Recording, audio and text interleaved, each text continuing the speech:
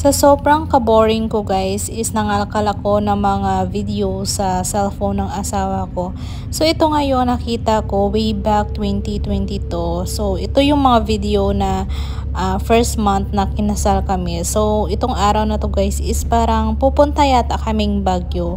So yung weather is maulan-ulan siya. Pero may mga sikat din ng araw pero ano din siya minsan bubugso lang siya ng ulan, tapos didilim na naman, tapos sisikat na naman ng araw. Yun naman talaga kasi yung weather sa Pilipinas kapag tag-ulan. Siguro mga ano to guys, mga June, July siguro yung month na ito. I'm not really sure ha.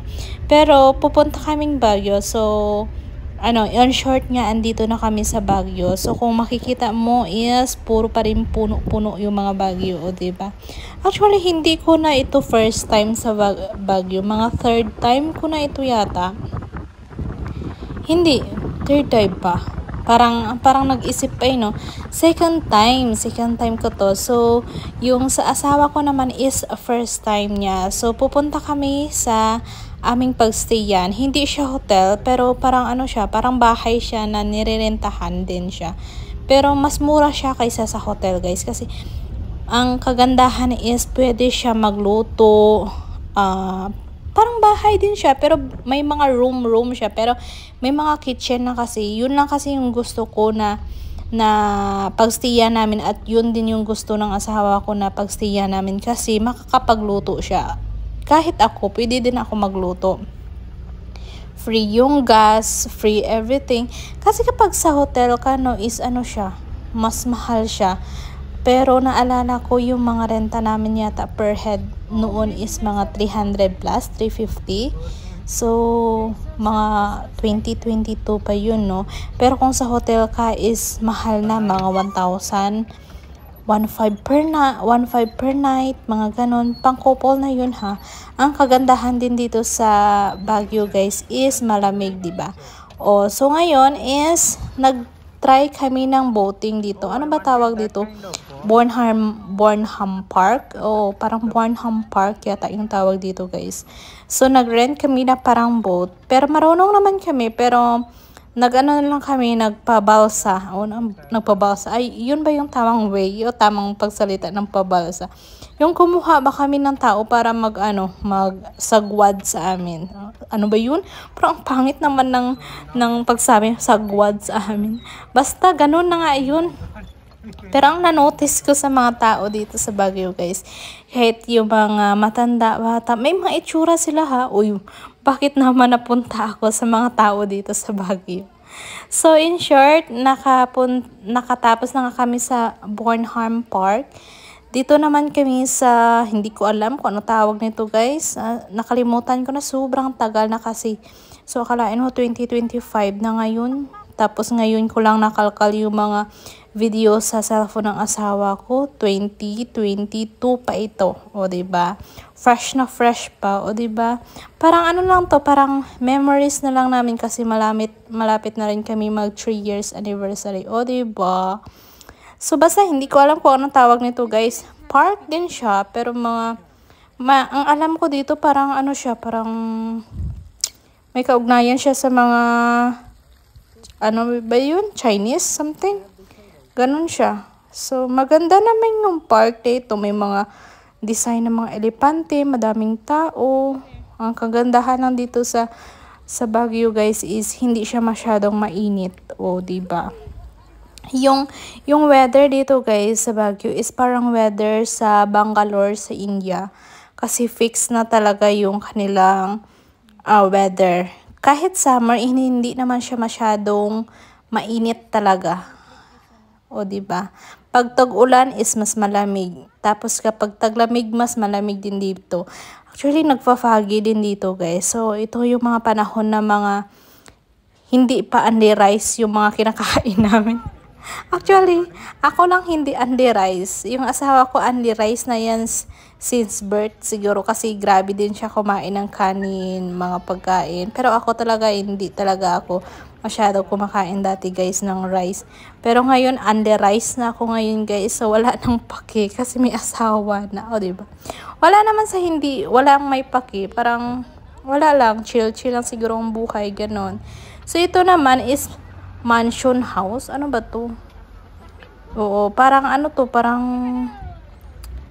William Cameron Forbes, following by the sign of William.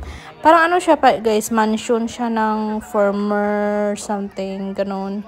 Tapos, ito, view ito is, sikat din ito. Yung magra-ride ka sa mga horse. Yung horse na pink na yun is sikat na sikat yun. Nakikita ko din yun sa mga famous, sa mga artista, or di kaya sa mga vlogger, or diba. Nung time na to, guys, is hindi pa talaga ako vlogger.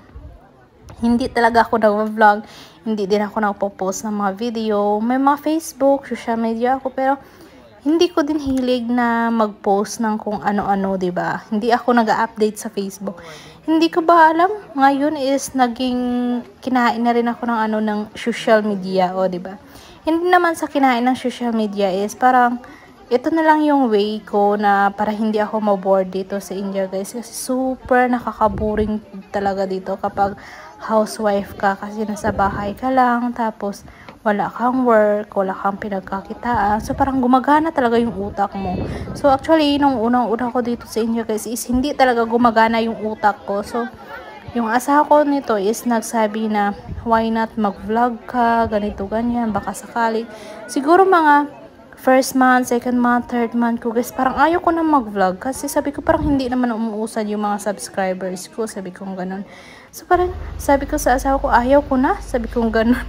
Nainis na ako, parang ang taas ng expectation, sabihin na pag nag-vlog ka is magbo-boom ka agad. So, ganon. So, na-bored ako. So, sabi ko sa asawa ko is ayaw ko na mag-vlog. So, sabi niya, sige lang, continue mo lang, ganito, ganyan. So, kinontinue ko pa, guys, ng after 3 months. So, bali nakabuuan nun is 6 months na ako sa pag-vlogging. Saka ako na monetize. O, diba? Hagod talaga pa. Kakapagod din talaga. Kailangan mo talaga siyang paghirapan bago mo siya makula. So, andito na nga kami sa, ano ba to? Strawberry farm. Oh, ito yung mga strawberry farm. Ang saklap nito, guys, nung nagpicking kami ng mga strawberry is, wala nang masyadong strawberry kasi parang hapon na yata ito.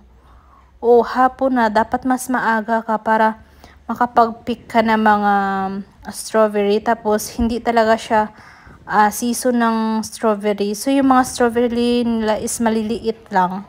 Tapos, na harvest na nila. So, merong pang konti-konti, pero wala ka na masyadong makukuha talaga. So, viewing na lang kami.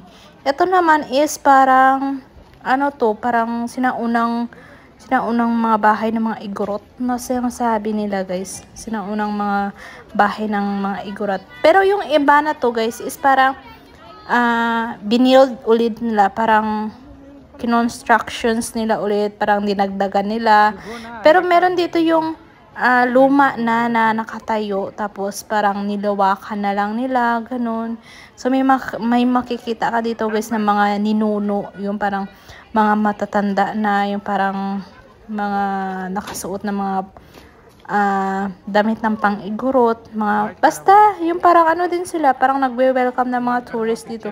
Super dami ng tao, di ba? Hindi ko sure kung ano tawag sa lugar na ito, basta to siya, umali, ano ba yun? May nakasulat. Basta parang siya, parang tirahan dati ng mga igorot na sinasabi nila, o di ba? Super lucky. Dito banda is siya, simentado na siya, guys. Parang bagong gawa. Yan. Pero dito sa kabila is siya, bato talaga siya. O diba, ang tibay ang bato. Ang laki.